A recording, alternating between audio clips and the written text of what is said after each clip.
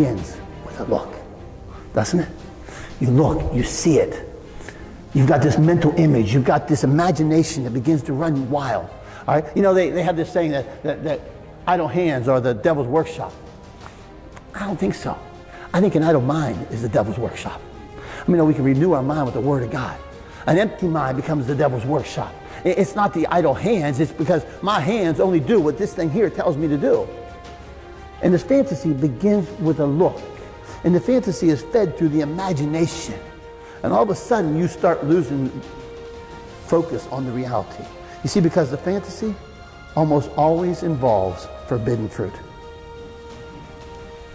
In Genesis chapter 3, God said, here it is. Everything I've created is good. Here's the tree of life. Eat from it. It's yours. Eat.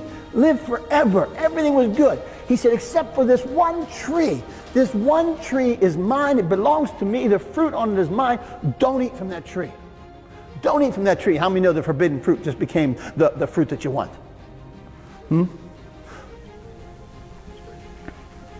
Samson fell in love with Delilah. She was forbidden fruit. He should have never fell in love with Delilah. How many know the Bible tells us he wasn't to intermarry? He wasn't to be with other nations, women from other nations. And yet she was the forbidden fruit. And he said, I'm going to fall in love with this forbidden fruit. David's fantasy was to experience the forbidden fruit of a married woman named Bathsheba.